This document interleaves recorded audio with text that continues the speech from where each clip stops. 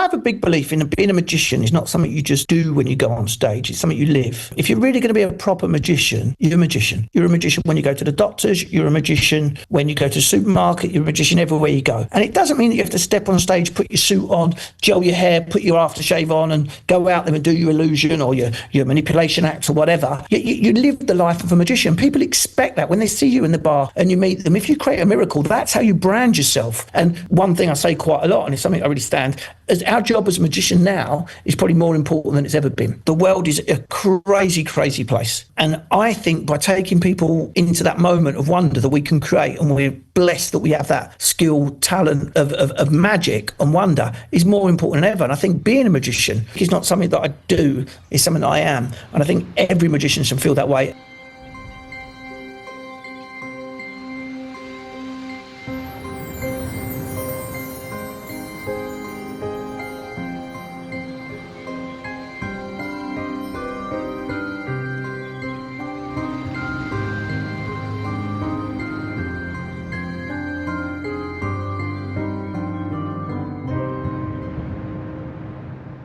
Hello and welcome to another episode of Desert Island Tricks. I'm very excited for today's guest. It's another guest, I know we've said this many times before, but it's very true, that we've been trying to get on here for a very long time, and finally he is here. So I'm going to tell you a little bit about him to begin with. Today's guest is British-born performer, but now lives in Salou, Spain, where he created the House of Illusions, as well as founding the RJP Group, which produces and manages live entertainment venues and helps develop the next generation of performers. He trained at the prestigious Brit School of Performing Arts and honed his stagecraft earlier in his Butlins career as a redcoat. He's a member of the Inner Magic Circle with Gold Star, and the apple doesn't fall far from the tree, as you may have seen his son, Harry Merlin Piper, recently taking second spot in Netflix's Star Search talent competition. With over 20 years of experience entertaining international audiences, Rodney James Piper is not just a performer, but he's a mentor to many performers and a major influence in modern live magic and performer. So I know this is going to be a really fun and engaging episode. Let's welcome on the wonderful Rodney James Piper. Hello. Hello there, Jamie. How are you? Great to have you here now. Good. Did you know what? We've spoke about this, haven't we, for a couple of years. You always go, "Oh, can you come on the podcast?" You come on, and I've never got round to it. I run for a meeting today. We said 11 o'clock. I got it at 20 past. We got on. We're going to do it. Let's make it happen. What's it about today? What's the plan? Oh. Were you not? Okay, so the idea is we're going to put you on a magical desert island. When you're there, you're only allowed to take 8 tricks. You're allowed to take 1 banishment, 1 book, and 1 non-magic item that you use for magic. Brilliant. Pete never told me nothing about this. I thought it was something like a "this is your life" type moment. I was ready to go, "Oh yeah, I did this," and back in the day. There's an island. What's this about? I mean, it's your own island. It can be whatever you want it to be. You can have the House of Illusion there if you want. I'm not being on an island. Islands are dangerous nowadays. Just want to make it clear, I have never been on the island. This will be the first. Making it very clear. I don't know what you're doing on about, Jamie, inviting me to an island. This is all a bit suspect. I'm not going on any island. Trust me. It's not going to happen. Not going to happen. This is a nice island. This is a magical island. Okay. This is so not a bad one. It's the nice island. What it's called? Yeah, it's the nice Alakazam Island. There you go. Right, okay, the Alakazam Island. Since you didn't know anything about this, I think that's going to make this one even more interesting, I think. So what then? 8 tricks, you say? Here's what I'm going to start off with, and this will make Alakazam very, very happy. There is something that I carry with me always. Whether I'm on a desert island, a plane, going to work, it's with me. The Stealth Assassin wallet. I got my first one off of Pete when the dealers were just upstairs in the Horseshoe at Blackpool. And he came with his little table and had a couple of things. And I think I bought one of the first ones. He only had 20 of them on him. The original Stealth, it was. And I used... I must have bought 20 or 30 of them. I'm not joking. It is the most versatile prop that you can ever have. It instantly gives you a show, instantly gives you miracles. We've all got impression pads and we've all got all your different various companies of versions of them. But If you have a stealth with you, you're ready to perform. No power, no charging, no secret work that needs to be done, no bits that break. It is just you and it works. So if I'm on a desert island, yeah, I would be most definitely taking my stealth because I know I can create miracles, real miracles, wherever I am, what I'm doing. That would be number one, and that would be genuinely number one. Okay. Now that's really interesting because I've always seen you as kind of like a stage performer. Like when we spoke earlier on, you started off as a red coat and you started off at the Brit School. So I'm guessing that you've always been around stage illusion, stage trick, stage magic. So where would this fit in? It's that I have a big belief in being a magician is not something you just do when you go on stage. It's something you live. If you're really going to be a proper magician, you're a magician.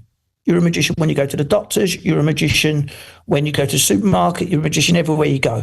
And it doesn't mean that you have to step on stage, put your suit on, gel your hair, put your aftershave on and go out there and do your illusion or your manipulation act or whatever.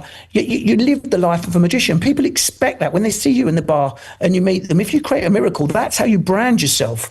If it's just something that you do when you walk on, it's not good. And stealth is something that lets you be a magician constantly. Yeah, it's something that you have in your, I use it in performance. Yeah, I've used it in loads of routines, but it's something that I have with me because then I can live my life as a magician. And one thing I say quite a lot, and it's something I really stand, is our job as a magician now is probably more important than it's ever been. The world is a crazy, crazy place. And I think by taking people into that moment of wonder that we can create, and we're blessed that we have that skill, talent, of magic and wonder is more important than ever. And I think being a magician, yeah, I know I've got my entertainment businesses, I know I've got House of Illusion, and I've got my other places, but magic is not something that I do, it's something that I am. And I think every magician should feel that way, and the stealth is something that lets you do that. A lot of the stuff I like to have, or what I'm probably going to list in the first 3 or 4 things, is organic stuff. Stuff that looks like everyday stuff that lets you live that life of a magician. Yeah, I 100% agree.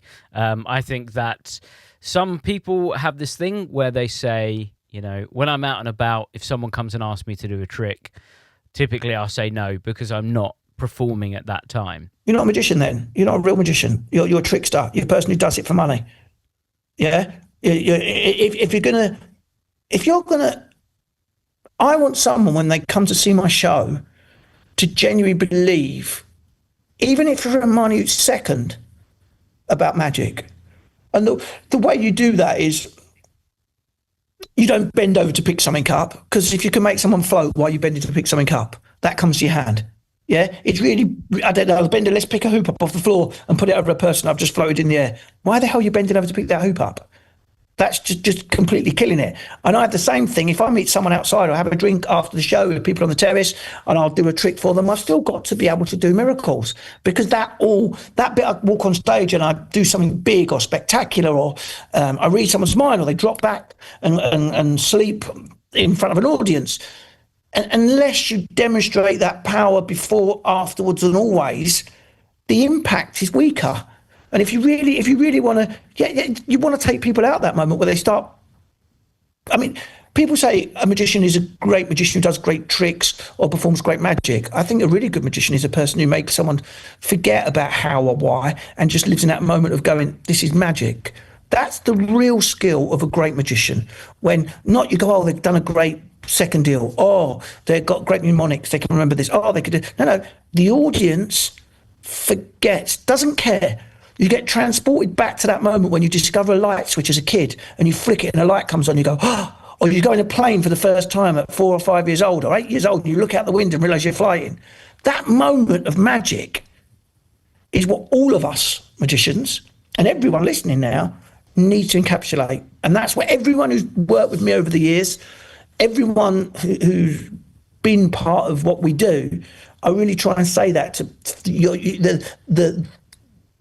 the holy grail of magic is people forgetting it's a trick and just being, even for a second, of that. A good example, and it might only be a second, bottle through table. Let's use that as an example. We all know that classic trick. That moment when the bottle goes through table, people don't care. They literally go, oh, yeah.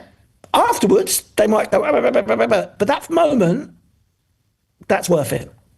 Because that's a special moment. And there's lots of other moments in magic like it.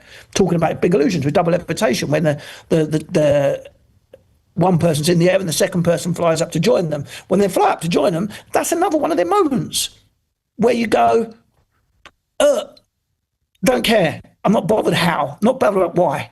And on this desert island, if it's just me and I meet this local tribe that lives there, yeah, the first thing I want to do is them to go, I don't care about how or why. I just really love this magical moment I'm experiencing.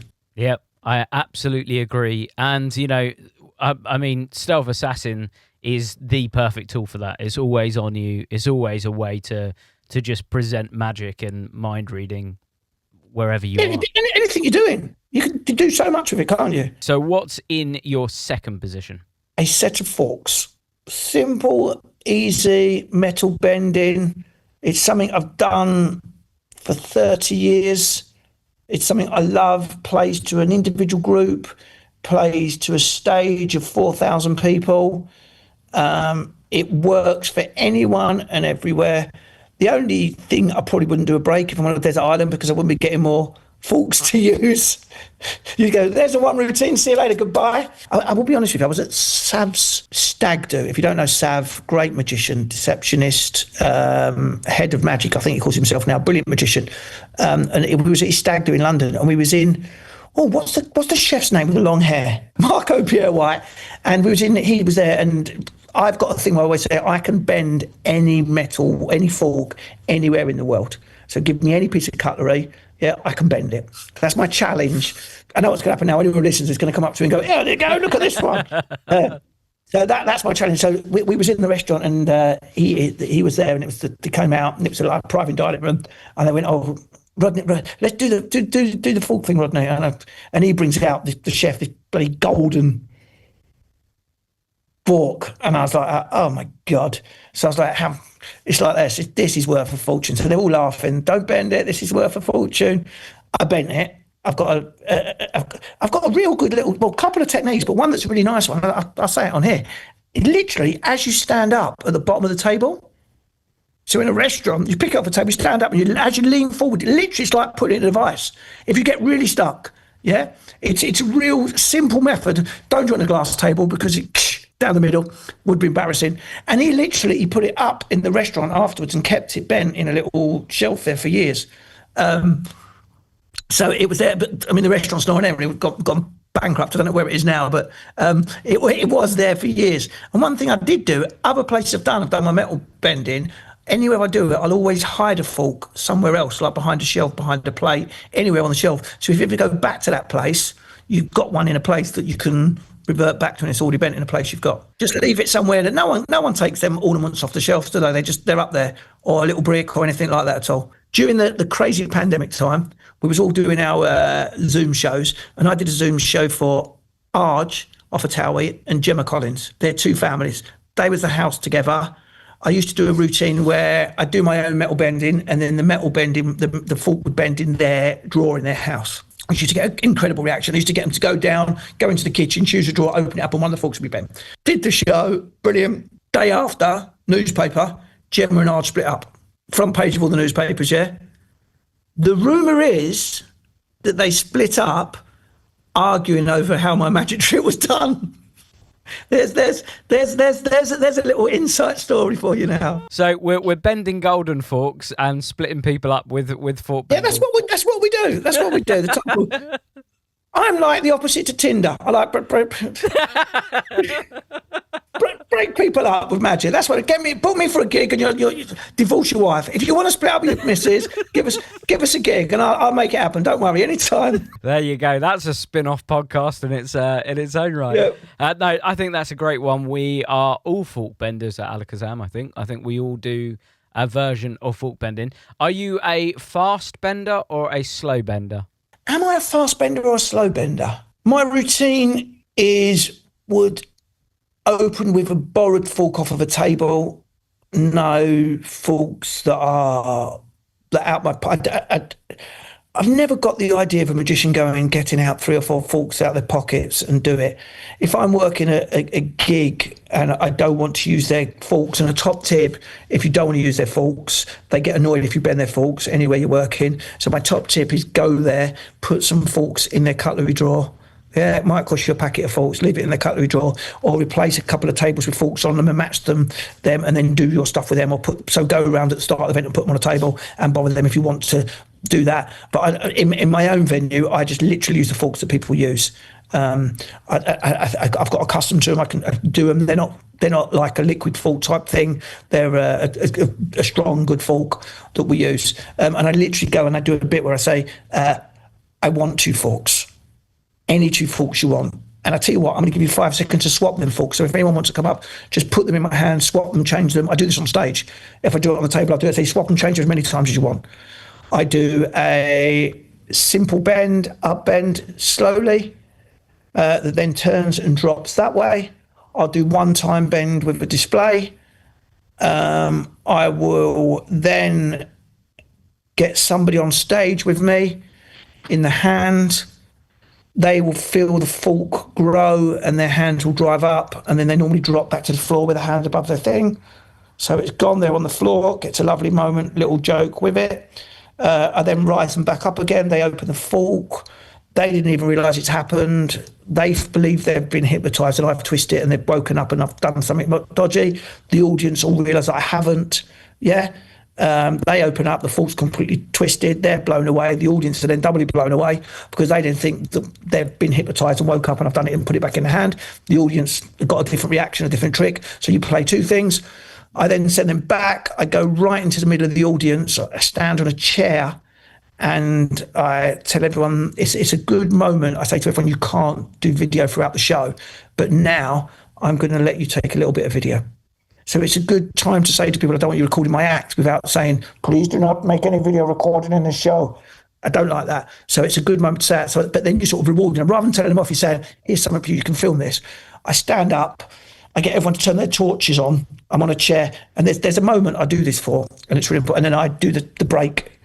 Bing, bing. Normally I make sure there's a plate or glass or an ice bucket on the table where I drop it to, so it splashes or makes a bang or a noise, which gets a double flick. And then I finish in a pose. Why do I do that? And I think it's a little tip for everyone who's listening. Have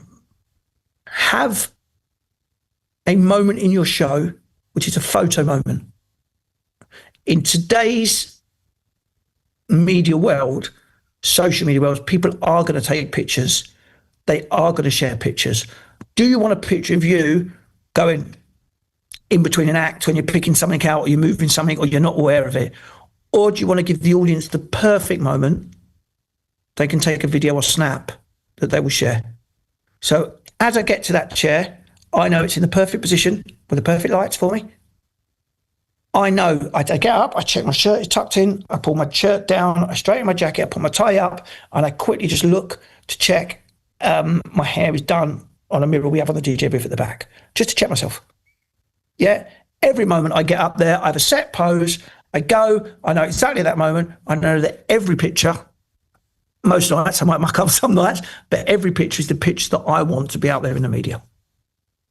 Yeah, and then I finish in a pose which says, take a picture of me. As I take that, sparks go off in the background, I'm in that perfect pose, and I say to everyone, if you want to share it on the internet, that's a joke to share. I make a little joke about it, yeah, which gets a laugh, but I'm more or less saying to people, that's the post, that's the picture you use if you want to use a picture of me on your social site, you've had a good night or you enjoyed yourself. And I think every magician should look in their show and go, where do you want people to take a picture? Because we all get bad pictures shared of us on stories and internet. You should get a real moment. But let's look at Dynamo walking on the River Thames. There was no coincidence that was the Houses of Parliament in the background. That was there because it was an iconic shot. That was shared all over the road because it was an iconic shot. So think in your show, what do you want your moment to be? What do you want your audience to remember? What do you want to be shared? What do you want people to go, that's good? Do you want them to be a guy who's putting a funny face, he's sweating, as his jacket's all over the place because you're running around in the middle of an act doing something really fast and pacey? Or do you want something that's perfect? It ain't going to be perfect every time, but you aim for it and you try to get it done. I'm sure there's pictures of me doing that trick with my shirt hanging out, but I try to do it every time. Yeah, that's the object, and I think so. So forks for me is a go-to. Well, that's great. And the whole hypnosis side of that is fascinating as well. I think that's a great idea. A way to make it play massive on stage. Yeah, of course, yeah. I mean, again, fork things. One thing I do a lot on stage is, and I don't know how many people, a lot of people know, I had a hypnosis show for 20 years, non-stop in the same venue. So I don't do it as much now.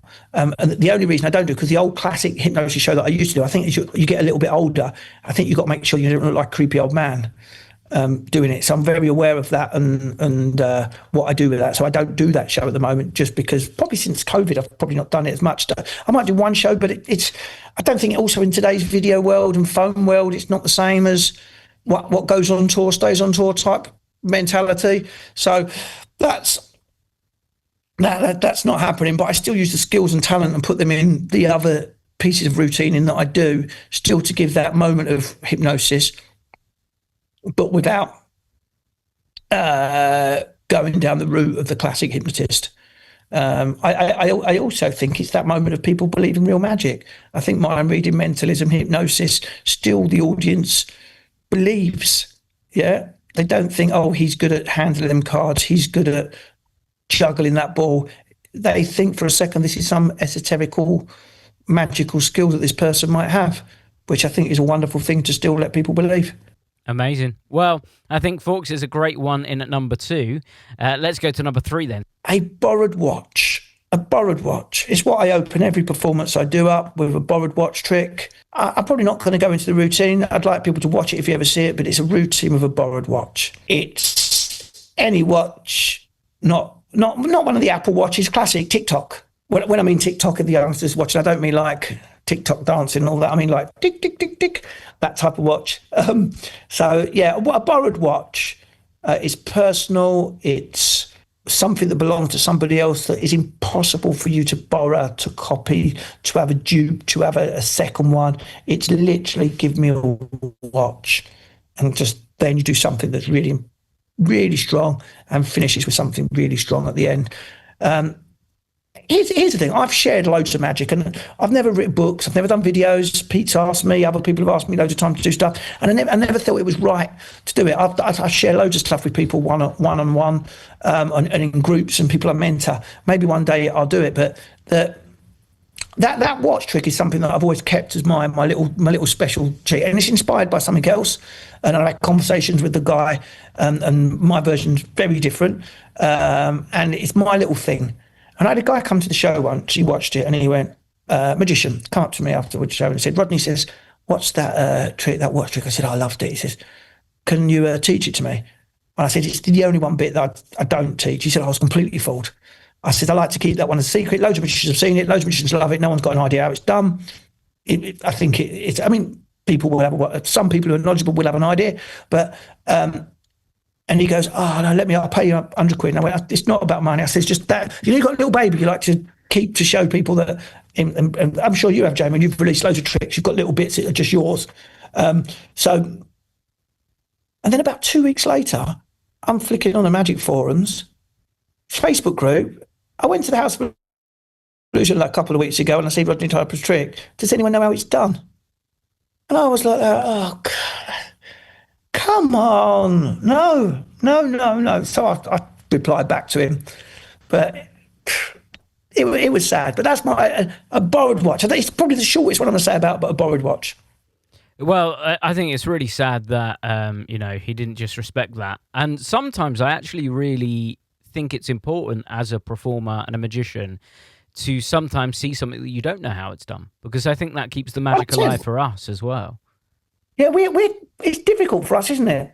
I appreciate quality now, and I get a massive buzz off of that from seeing magic, rather than being fooled all the time. Because I am fooled sometimes, but not rarely now. Rarely. I think my magic level is quite knowledgeable. I think I've probably seen more live magic than most people. I've been to the World Championships probably for the last 10 of them. I see constantly acts sending me videos, clips to go and see, go and do. I go and watch loads and loads of magic because I think it's important that you do. Yeah, but I do think I love to be fooled, but it's less and less now, which is disappointing. But I love sitting back. I will sometimes go to a show and I'll watch the audience more than the show because I get massive joy of seeing them enjoy magic. That's what I do love. And that's why I love working with our magicians, like our magicians and Harry and Matt and all the great magicians we've had over at the House of Illusion over the last 20 years. Over the last couple of years, we've had FISM champions come in to make House of Illusion their home for a couple of months. Mind to Mind were over last season. From Artem was over, working his act. Winston was over on his act. Mark Oberon, before he won FISM and before he won his first competition, was over. Who else? James Moore spent time here. Matt, Taylor Morgan, Harry Moulding. I can list probably 100 magicians who've spent time in it, and I get great joy nowadays seeing them going off and doing stuff and seeing their journey of working on it. And I'm not taking credit for it or saying it's me or the House of Illusion, but I love seeing the journey of all of them on their road to success. And we've got this little House of Illusion family that's off all over the world, all doing incredible things, and it's a great little thing to see. Well, anyone who wants to see that is your call to get out to Salou, to the House of Illusion, so that we can all see the borrowed watch, and then find a magic group that you like and ask them how it's done. So let's go let's go to number 4. What would you put in your 4th spot? Here's it. I've got a trick that I've never done that I would like to take with me. So it's a trick that we talk about and we want to do. And I'll talk about it now because it might be one of the tricks that we never do. So we had a concept of where House of Illusion is right opposite the harbour. So this would work on a desert island, where you talk to someone, they tell you what they want to win if they won the lottery, and it would be a yacht. You used to ask them the name of the yacht, the colour of the flags of the yacht, and you take them by the hand, you walk outside the theatre, there in the port is that boat. You then pull up a small cloth, it vanishes, the boat vanishes, a big storm starts in the theatre, wind blows, and that yacht is on the stage for the whole audience to see. I think that sounds phenomenal. Why have you not done it? There's always something that comes in the way. We've actually gone and looked at boats and all that type of stuff and gone to it. We might do it. You know what? You might have given me the push to do it and get it in the show this season, Jamie. There you go. So there you go. When we're out there watching the borrowed watch trick, we're going to be looking for the boat appearance as well. Yeah. Do you know what? We have constant ideas. Our changing room is like the most incredible creative space. And we're literally constantly writing down ideas. We have a board up, we're putting ideas, concepts down, and we constantly go, let's do that, let's get that done. 99.9 of them never happen. Right, next trick I'm going to bring. It's a person. Okay. We've not had this before. This is interesting. I know. So I'm going to bring Matt Edwards. He's going to bring my trick. Okay. We've not had this before, but I'm not stopping you from doing it.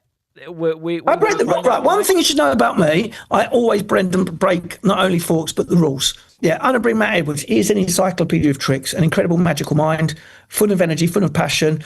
It's like having a trick that can do every trick. Imagine having the best magic box you've got and the best magic set you've ever got. You open it up and you go, there's every trick you ever wanted, just be one trick.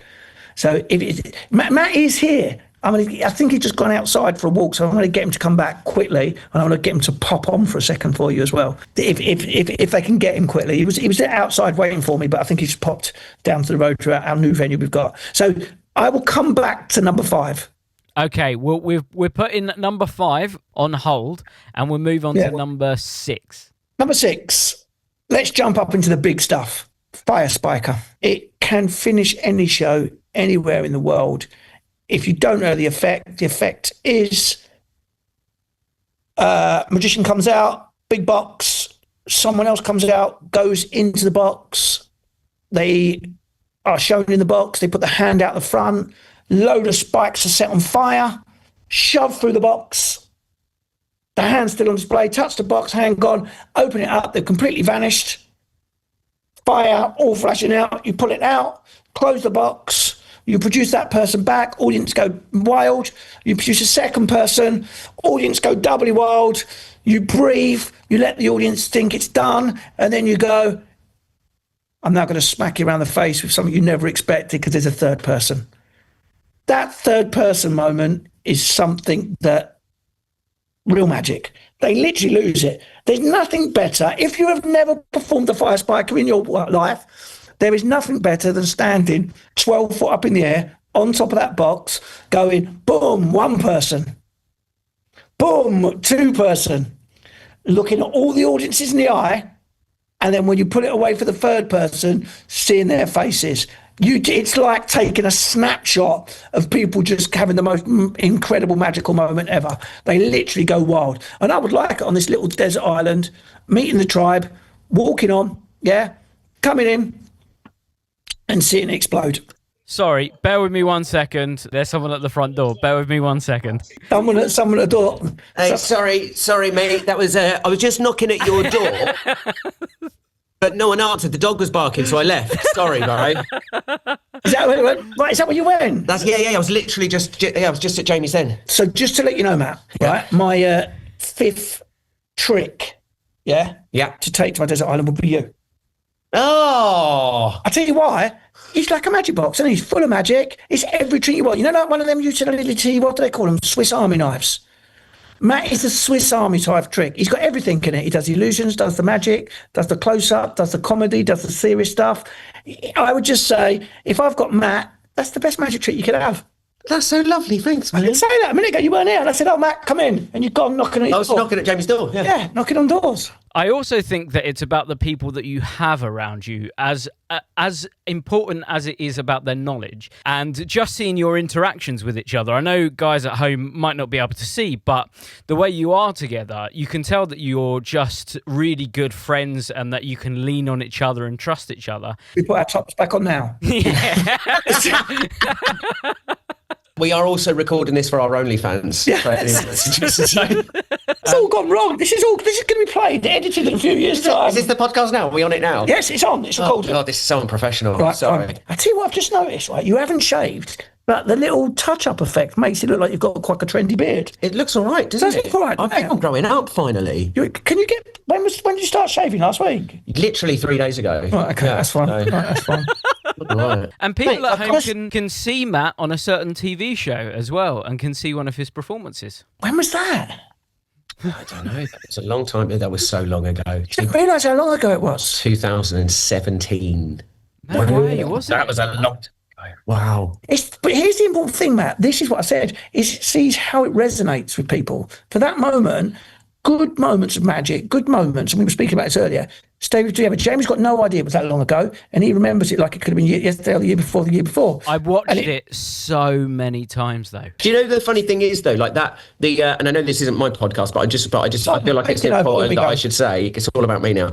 Is that that salt pour that I performed was I got that. Rodney bought me that trick in my first year at House of Illusion, and so I was performing that salt pour for like maybe 12 years before I took it on talent, like perfecting that routine, making sure the choreography was right, and yeah, I remember the day you bought me that. I remember. Long time ago. Okay. Matt. Yeah.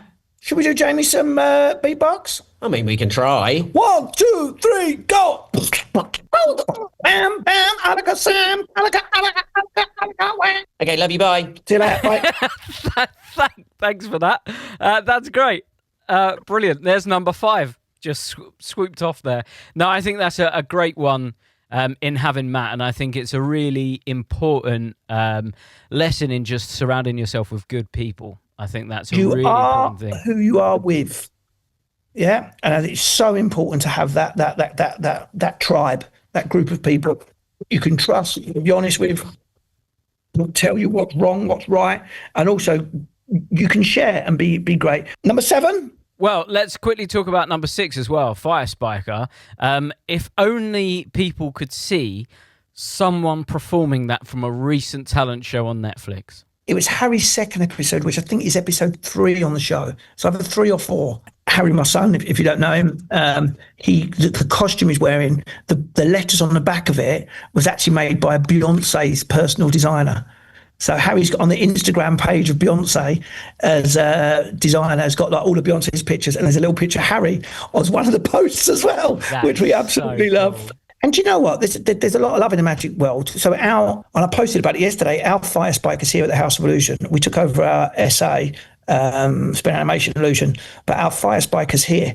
And Rich Young and Sam Strange were touring, and they kindly lent me theirs while we're there. And so we used their prop there, and so many other magicians helped us out and came out with props just to make it easy and quick. So, and obviously was there. So big shout out to Rich and Sam.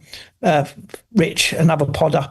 So yeah, there was lots of love and lots of great place. I mean, I actually did. We borrowed it and we paid him a little. I got the studio to pay him a little bit of a rent for it, just something little. And I made out to Sam that we'd bought it. And Rich, there was a misunderstanding. And Sam's going, no, it was a rental. I know you said we just charged you like a normal. And I went, no, Rich has said it was buy it. And he's going, oh no. And then I put on the invoice for the receipt of the thing. Thank you for the purchase. Thanks for the buying it. And Sam's going, no, that's a misunderstanding. We need it for the tour.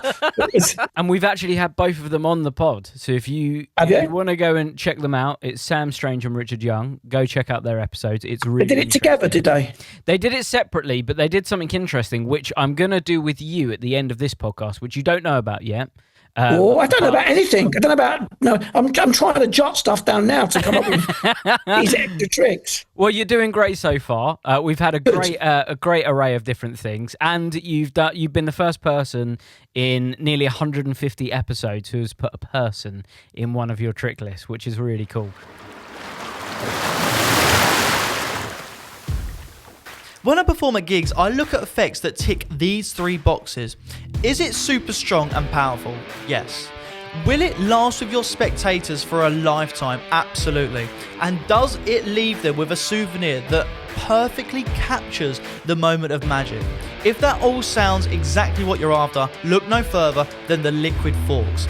These forks have been custom designed to be able to bend right in front of your spectators' eyes. It's so easy to perform, it's so visual, and trust me, they will honestly keep this impossible object because they've seen it morph in front of their eyes. It literally does the impossible. Not only that, Liquid Forks comes with 50 of these forks in each pack, and it comes with the full Liquid Forks routine taught by the world famous David Penn. Not only that, we have a subscription service. If you guys love these forks and you get through them at your gigs, we now offer a monthly subscription where you get sent a box through every single month at a 10% reduced fee. Like I said, you guys are going to be loving these. You're going to be performing them every chance you can. Trust me, the reactions are second to none. So guys, head over to alakazam.co.uk, pick up a set of liquid forks. You will not regret it. Easy to do. Leaves them with a killer souvenir. And to be honest with you, it's not cards, it's not coins, it's not mentalism. It's something beyond belief. Check it out now, guys, the liquid forks.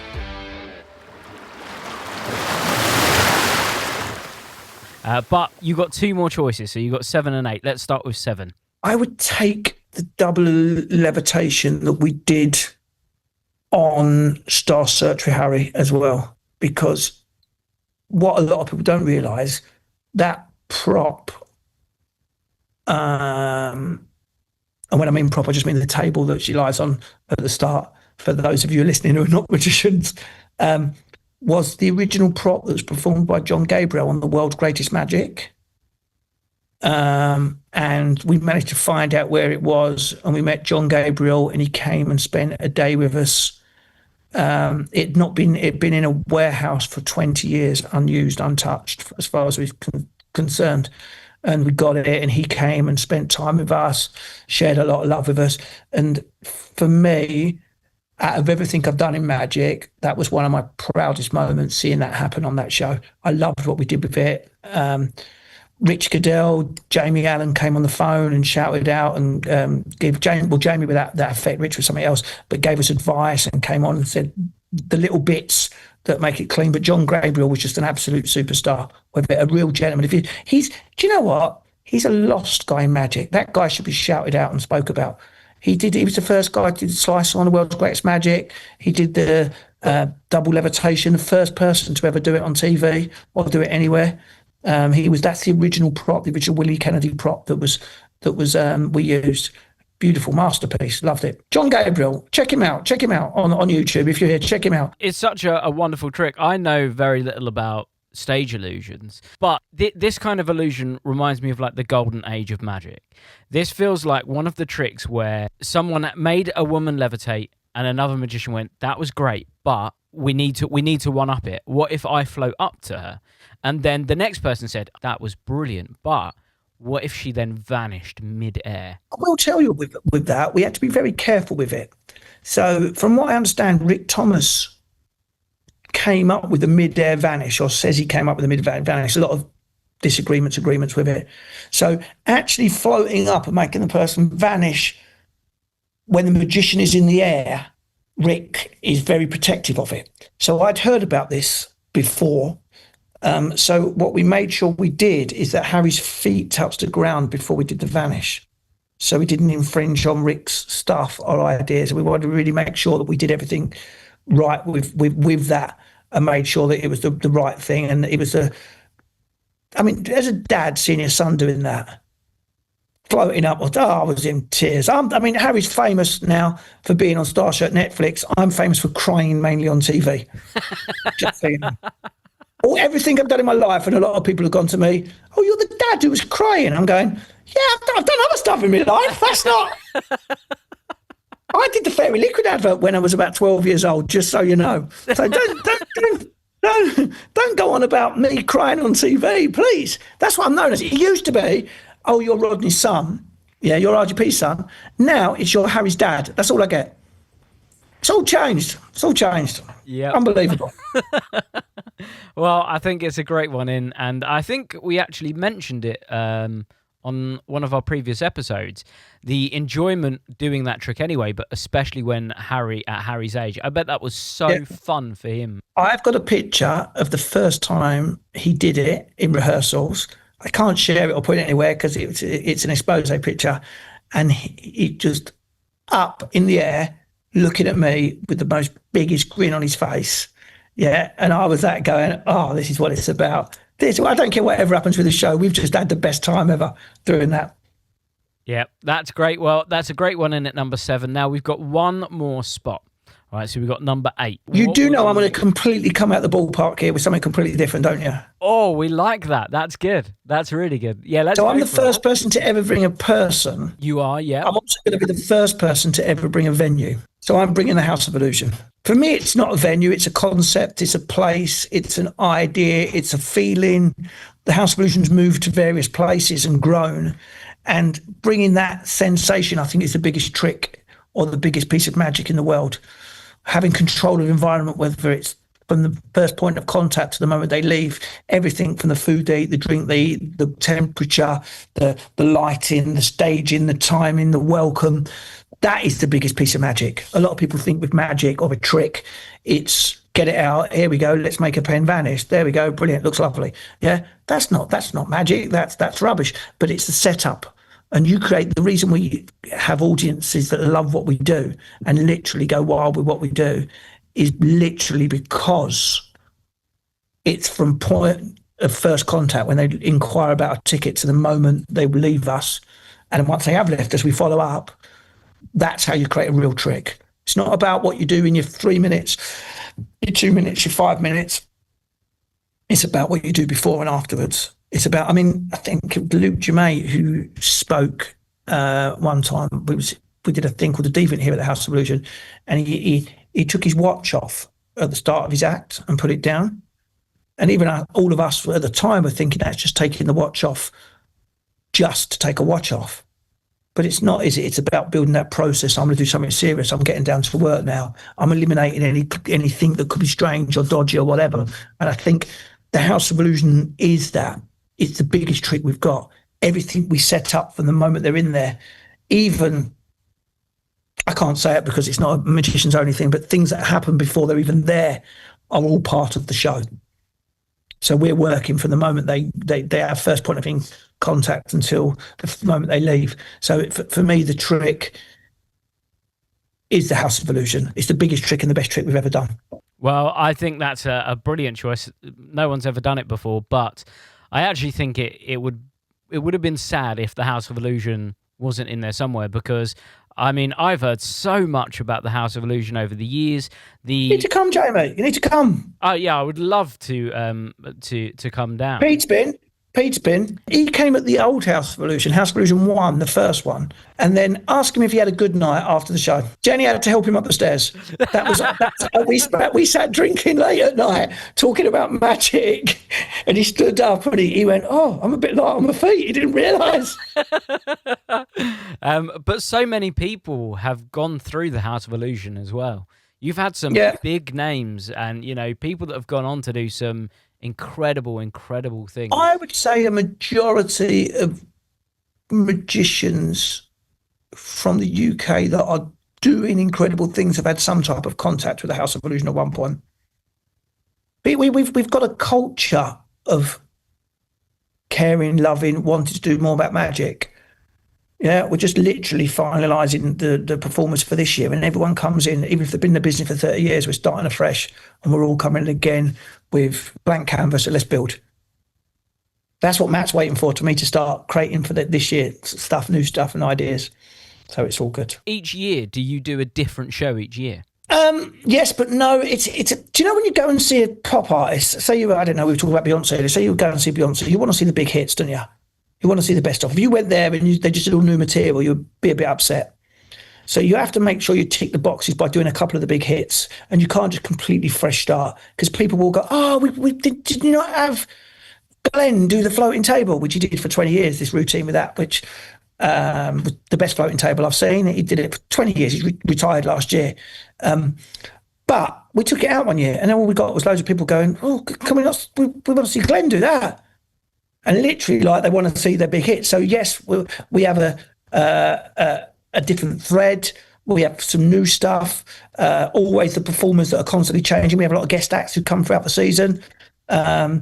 So we constantly have them that bring freshness, but we do have to include some of the big hits in it. People want to see it. People want to see the Fire Spiker. They want to see it. We might change the music. We might change the routine. We might change the costumes.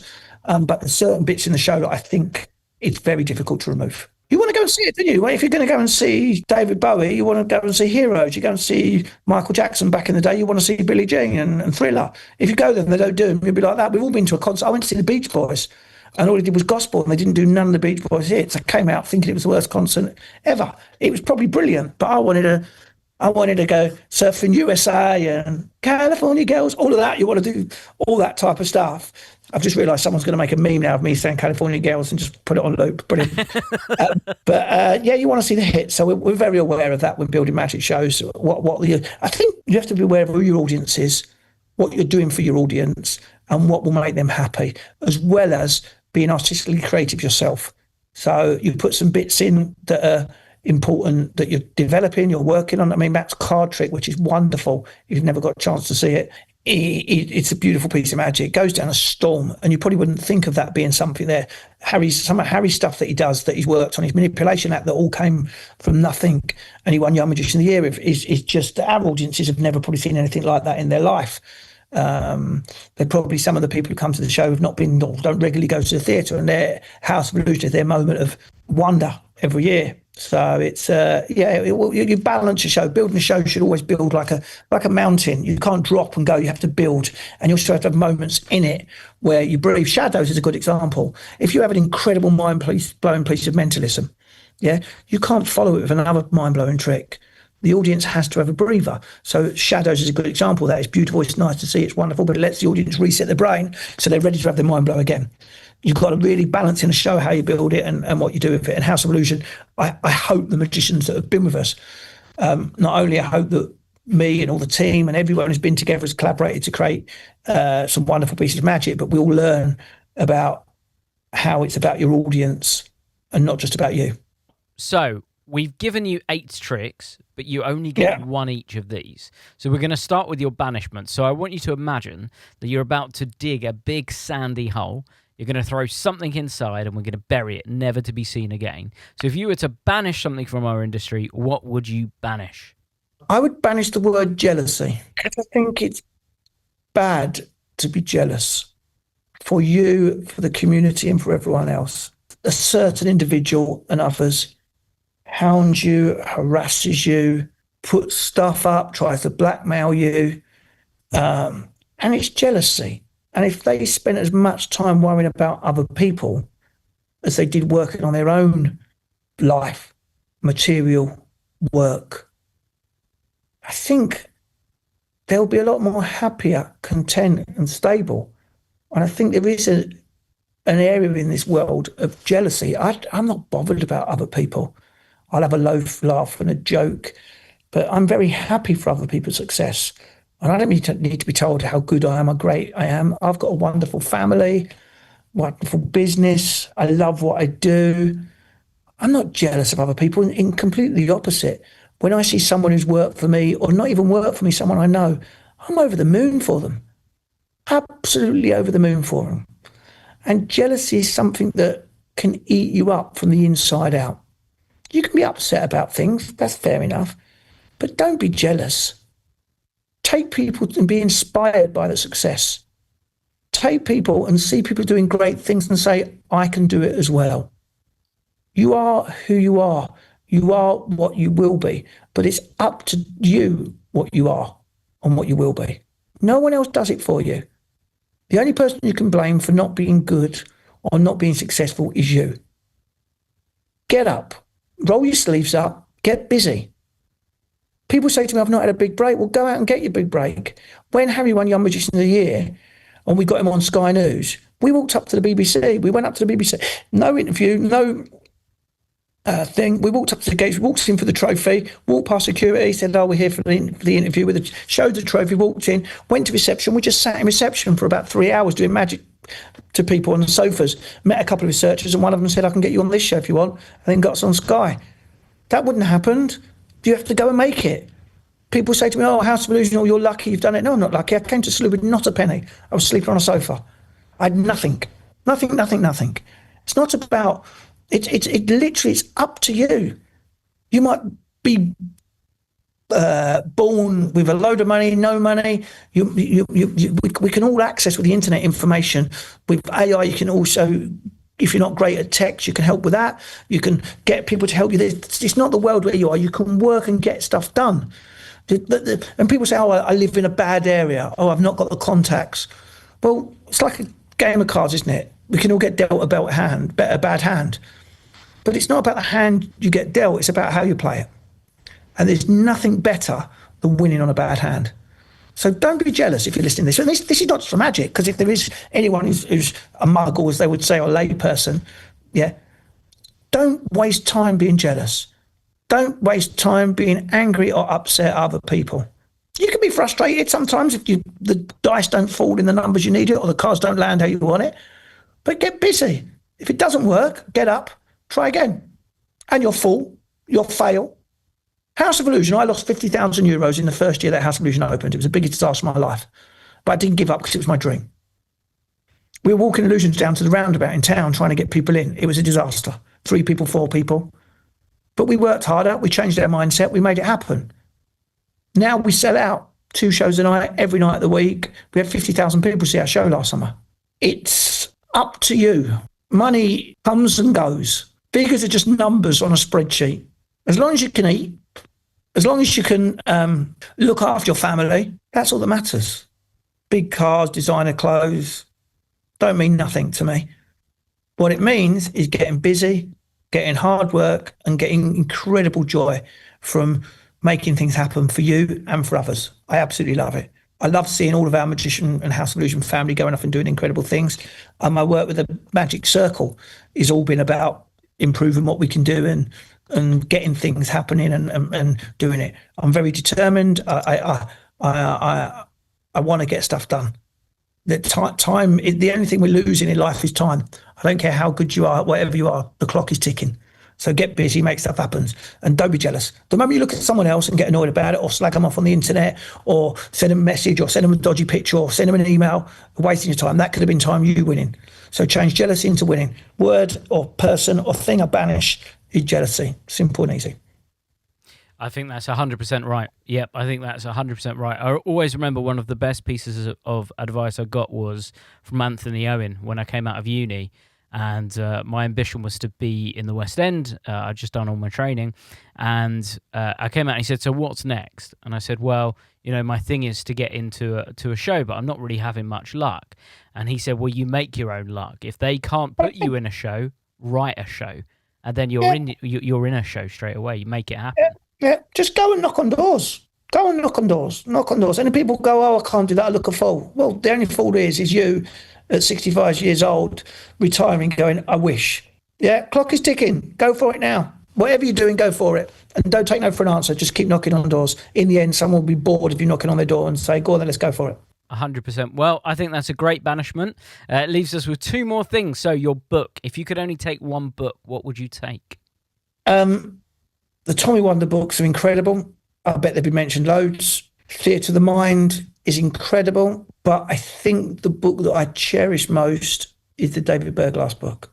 I think it says everything about being a magician and living as a magician and being a magician. And I agree with so many concepts and ideas in that book. Forget the tricks. Just read it and don't even think of the tricks. Just read that book through and got it. There's many things that I'd sell in my life, but my books wouldn't be one of them. And I definitely will be keeping the Berglas book all my life. It's a special moment. I actually got it off David himself. It was the Magic Circle Centenary.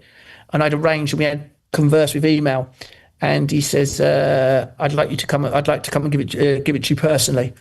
So I met in a lift with him and he stopped and he said, oh, hold 1 second. I'd like to introduce my friend. He said, this is Peter Reeven. He's a hypnotist and Lance Burton's manager. And Peter Revine, sorry. And we had a little conversation, a chat about it and stuff like that. And he showed me some stuff and he was talking about the books and stuff like that. There's a great section in that book, which I think is something everyone should learn about being a magician. Well, we all know the In the News trick with a wine newspaper or watering newspaper. And David used to go into a hotel before we had a meeting and get the newspapers, go into the toilet, put the gimmick in the newspaper, 3 or 4 of them, leave them around the hotel. And then when he had his meeting, before he'd say, oh, pass me a newspaper or whatever and do it. And I think that's the what we should all aspire to be. Well, that kind of is reflected on something that you said earlier when you mentioned with the forks, you place forks around different venues. Yeah, I think I don't know if I think I was doing that even before the book, but before I even read the book. I think I've done that for years. But I do think it's the same mindset. I think when I've read that book, I've just clicked and gone, yes, that's how it should be. That's how it should be. That you create the myth, you create the legend. That's part of what we should all do. I think that's a great one in your book position. We've got the item. Now, we've worked out that you could have put forks, you could have put a borrowed watch, you could have even put Matt Edwards in this position. So we'll find out what you took as your item. Is he cheating slightly? We've had lots of people bend the rules, but it's still within the rules, as long as it's within the rules. Okay, so my item would be my family. I am a man who is there, but I can only do what I can do with my family behind me and supporting me. My wife, she's actually over there, so she can hear this, is wonderful. Me and my son have the most incredible relationship. My daughter I cherish and has the biggest smile. The rest of my family work with us here in the office next door, Lace and Russ and everyone else. It's wonderful. So my family are part of me. We are a jigsaw. This thing of RJP Group is something that I stand forward, but everyone else is there making it happen in the background. And like we spoke about earlier, without all the parts of the jigsaw, there's no picture. So my family are vital to me, what I do. My wife, in my crazy ideas, joins me on them and supports me and has faith in what I'm going to do. Sometimes puts the brakes on and says, let's hold up for a second. I think on that desert island, I think I'd be lost without them. Yeah, I think that's a great one. And, you know, we've had a few people mention family before, but I think you've got House of Illusion there, you've got Matt Edwards there, now you've got your family there. I think that your island in particular sounds like it's going to be a very fun, very engaging, very supportive place to be. A place to be is what you want, isn't it? It's what you set your life up as. It's not down to luck. You build the life or your island out how you want it. We'd have a hot tub. We'll have a pool. We'll have a disco. We'll have a couple of nice restaurants on the island. The family will be there. Yeah, we'll have a House of Illusion. We're putting on shows. Boats will be pulling in. People will be coming in to watch the magic. We'll turn it into a tasty little business in no time. Trust me. That island will be rocking and rolling before you know it. It ain't no desert island. We'll put it on the map. We'll tell people it's the place to be. No messing about. Come to RGP's island. It's going to be a dynasty. Trust me. Well, I think it's a great list. Just even though it was off the top of your head, I think it's full of such interesting insight and stories and ideas. But you started off with the Stealth Assassin, went on to Forks, then you had a borrowed watch for your watch routine that we all need to come and see. You had your boat appearance that you said maybe you're going to work on. You took Matt Edwards because he's an encyclopedia of magic. You took Fire Spiker. You took Double Levitation. You're going to take the House of Illusion and be the first person to take a place. Your banishment is Jealousy. Your book is The Mind and Magic of David Berglas. And your cheeky little item, which is more than one, but we're going to let you take it anyway, is your family. I think that's a pretty darn good list. I just this is how I work. I'm currently looking at islands for sale. This is a good little business, mate. We could get this going. You and as a partner. RJP Island. I think it could work. We've got it all set. I think Pete's going to have to be the benefactor, though. I think I'm not going into business with Pete. No way. No way. Me and him in business together would be an absolute nightmare. We'll both be competing. Who's in charge? Who's going to get the biggest cut? Well, here's a nice little twist to this podcast. So normally we have, if we have like two people who work together or a family unit or something like that, we like to play a little game. So we are hoping very much so to have Harry join us, Harry Merlin Piper, on one of these podcasts as well. So I'm his dad. That's what I'm known as now. Harry's dad. Harry's dad. So here's the deal. The first thing is I don't want you to tell Harry your list. Okay. But I also want you now to have a guess as to just a few, even if it's one or two items that might be on his list. And then when we record with him, we'll get him to guess what was on your list, and we'll get you to guess what's on his list, and we'll see. I've seen Family Fortunes, right? Do I get a prize? Yeah. If ever here's one, tell Pete and Harry, yeah. For everyone I get right, I want a prize. There's the deal. Like Family Fortune. We've got it. We'll do it. Yeah, you got this? Right, okay. Harry will choose. I'm just going to go back and say, Harry, choose these ones. I've got 8 prizes. Harry will go for Double Levitation. He will go for Fire Spiker. He will go for Suspend Animation. He will go for his Monkey. He will go for Manipulation Cards. He will go for Motorbike Vanish and Tennis Ball. Okay, that's a pretty good guess and list there. I don't want to know anything about any of them because we'll find out from Harry, and then we'll also get him to guess to see how many of your ones he thinks you got. Don't give him no prizes. He has enough. He won money on that show. He ain't getting no prizes. Okay. Don't give him no prizes. I tell you what, if you give him prizes, don't give him prizes. Don't give him prizes.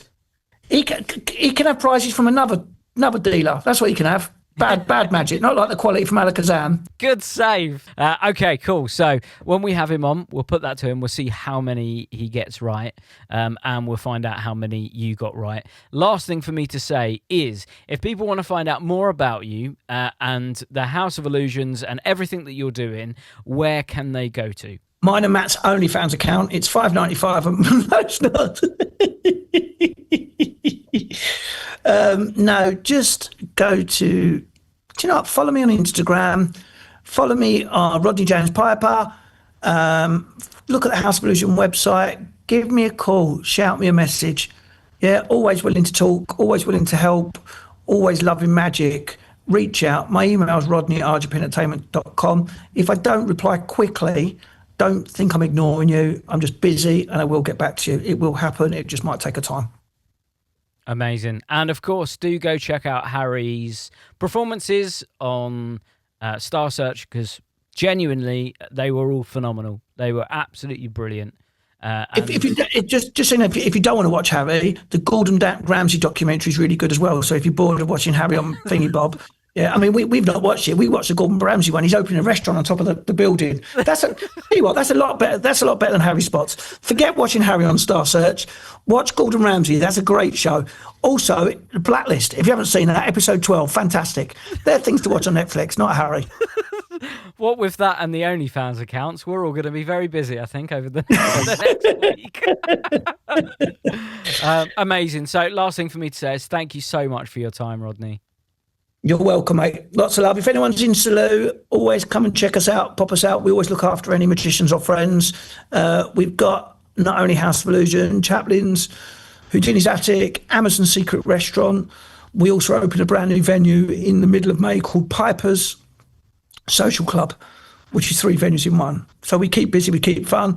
2027, year of the island. Let's make it happen. See you later, mate. Lots of love. Take care, everyone. Thank you so much. And of course, thank you all for listening. Do go check out everything to do with the House of Illusions. Despite what Rodney just said, do go check out Harry's performances. They were brilliant. We're going to try our very hardest to get Harry on here in a future episode, and then we can find out how well Rodney just guessed his items. I'm sure they were absolutely brilliant. And we will also try and get Matt on as well, because I think Matt would be an absolute bubble of joy to have on this podcast. I think it'd be a great episode. I've just locked Matt in the cupboard. He won't be allowed out until showtime now. So he's basically cupboard out the back here. So Matt and Harry, they're both in cupboards. They're not allowed out, only for showtime now. Right, I'm going to go, mate. Take care. Lots of love. And thank you all for listening. Of course, we're going to be back next week with another episode. But for now, have a great week. Goodbye. Hey everyone, Emilio here from Print by Magic, and I want to tell you all about the incredible service we are now offering here at Alakazam Magic. We can print any design you like onto premium bicycle card stock. Want a custom back deck to give your Magic a more professional feel? Need personalised decks as a wedding gift or corporate giveaway? Or maybe you've created a new trick and need custom gaff cards with altered pips or faces. We can do all of that, and unlike most printers, there's no minimum order. Whether you'd like one card, one full deck, or multiple decks, we've got you covered. Some of the biggest names in Magic already use Print by Magic, so if you've got an idea, we'd love to bring it to life. Head over to Print by Magic and let's make your dream deck a reality. Thanks, guys.